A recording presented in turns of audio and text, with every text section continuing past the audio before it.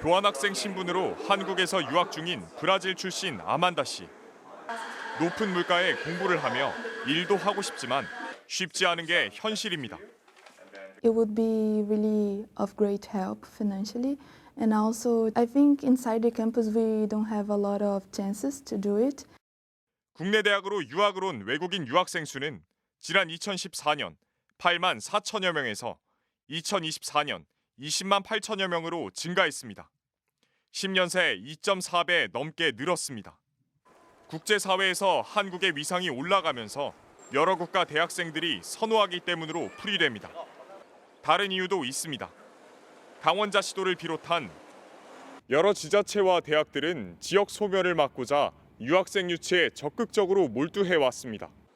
대학 수입의 절반 이상이 등록금에서 나오지만 국내 학생 수는 감소하고 있기 때문입니다. 하지만 외국인 유학생은 대학 정원에 포함되지 않고 등록금 조정 대상에서도 제외됩니다. 학력 인구 감소에 따른 재정 수입을 위해서 유치하는 대학이 많고요. 등록금이 분별되다 보니까 이제 추가 수입이 필요한 그런 때문에 대부분의 유학생들은 잡이 기본적인 잡이거든요.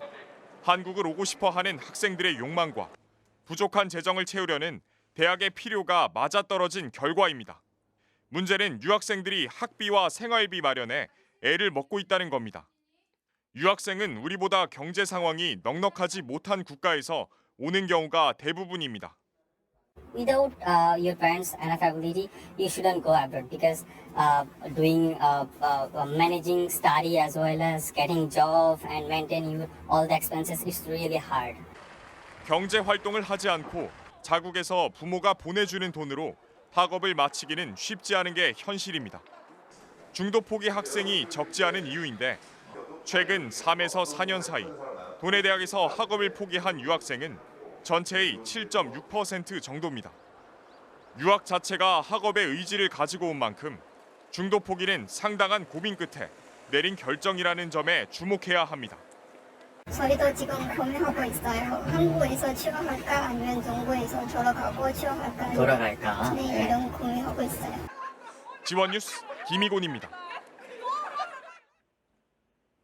네, 앞서 영상에서 보셨듯이 오늘 주민 뉴스에선 외국인 유학생 취업 문제와 해결 방안에 대해 자세히 이야기 나눠보도록 하겠습니다. 이 문제 취재한 김희곤 기자 나와 있는데요. 어서 오십시오. 안녕하십니까. 네, 김 기자, 현재 외국인 유학생 실태 어떤가요? 예, 먼저 화면부터 보시겠습니다. 이 외국인 유학생 수는 급격하게 늘고 있습니다. 이렇게 보시는 것처럼 지난 2014년 8만 4천여 명에서 10년 뒤인 올해 2024년은 20만 8천여 명으로 늘었습니다. 10년 새 2.4배 넘게 증가한 겁니다. 이 대학 수입의 절반 이상이 바로 이 등록금에서 나오는데요. 국내 대학의 경우 국내는 학생 수가 감소하고 있기 때문입니다. 이 강원자 시도를 찾는 외국인 유학생도 최근 3개년 연속 증가하고 있습니다. 외국인 유학생은 대학 정원에 포함되지 않고 이 등록금 조정에서도 제외되는데요. 그렇기 때문에 특히 이 지방 대학들이 적극적으로 외국인 유학생 유치를 지금 하고 있는 상황입니다. 네, 근데 이 외국인 유학생들이 학비와 생활비를 마련하기 위해서 학업과 일을 병행하고 있는데 이게 불법인 경우가 많다면서요. 왜 합법적인 일은 못하는 거죠? 예, 그렇습니다. 정부와 대학들은 우선 외국인 유학생들에게 이 시간제 취업을 말하면서 한국에서 유학하면 일과 학업을 병행할 수 있다고 홍보하는데요. 취재하면서도 많은 외국인 유학생들을 만나봤는데 시간제 취업으로 일을 하고 싶다고 말했습니다.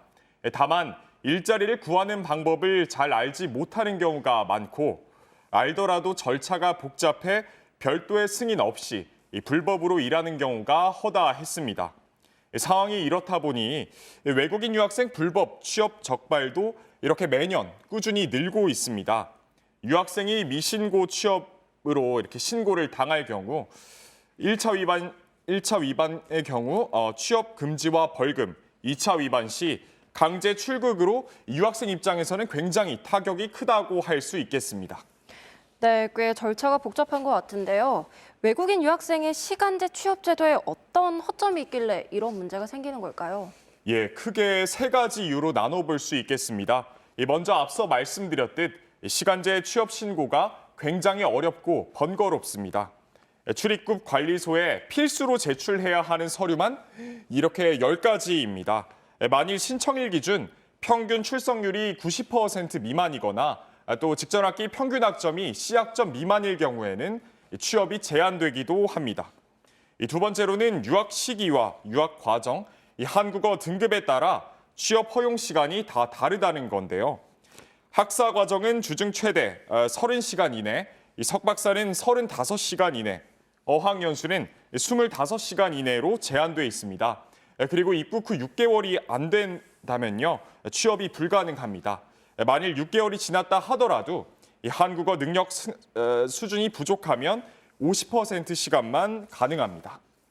마지막으로 허용 업종이 굉장히 좁습니다. 이 외국인 유학생 시간제 취업 허용 분야는 일반 통번역과 음식업 보조, 그리고 면세점 판매 보조 등으로 이렇게 제한돼 있습니다. 그렇다 보니 영어가 모국어인 국적의 학생이 영어 회화 학원에 영어 강사로 취업을 해도 불법이 되는 경우가 있었습니다. 이 상황이 이렇다 보니 유학 생활을 하면서도 시간제 취업이 필요하지만 미신고 상태로 불법 취업을 하는 유학생이 늘고 있는 겁니다. 네, 외국인 유학생의 경제 활동을 좀 합법적으로 보장할 수 있다면 좋을 것 같은데요. 김 기자, 이런 부작용을 막기 위한 방안은 없을까요? 네, 비현실적인 시간제 취업 제도가 오히려 외국인 유학생의 이 불법 노동을 부추긴다면 정부와 지자체, 대학들은 유학생 유치를 위한 제도를 현실에 맞게 개선해야 할 겁니다. 신고 절차를 현재보다 간소화하는 것이 급선무입니다. 또 취업 허용 업종과 취업 시간을 다시 한번 현실에 맞게 조정할 필요가 있겠습니다. 이 법무부는 최근 광역형 비자 시범 사업을 발표했는데요. 광역형 비자의 주요 내용은 이렇습니다. 현재 외국인 유학 비자를 발급받기 위해선 비수도권 기준 재정 능력이 연간 1,600만 원 이상이어야 하지만 시범 지역에선 더 적은 자금으로도 비자를 얻을 수 있게 됩니다. D2 비자는 시간제 취업을 제외한 모든 영리활동이나 취업을 제한하고 있어 인턴십 등의 연계가 어려웠는데 시범 지역에선 자유로워집니다. 예, 이렇게 지역 실정과 특성에 맞는 비자 발급이 가능해진 겁니다. 법무부는 이달 중 전국 광역지자체를 대상으로 이 공모에 나서 내년 3월 시범 지자체를 선정할 계획입니다. 지원뉴스 보도 이후 강원자치도도 이 대응책을 내놓았는데요. 도는 광역형 비자 시범 사업에 도전하고 보다 강력한 정책을 추진할 계획이라고 밝혔습니다. 지역 협의체, 기업들과 논의를 통해 외국인 유학생의 안정적인 정착을 돕고 그리고 지역 특성에 맞는 정책을 개발하는 등 다각적인 방안 검토를 이어가기로 했습니다. 특히 강원연구원과 도내 시군, 교육청, 대학 등 관련 부처와 협의해 내년 2월 초까지 해당 공모 제출안을 완성한다는 계획입니다.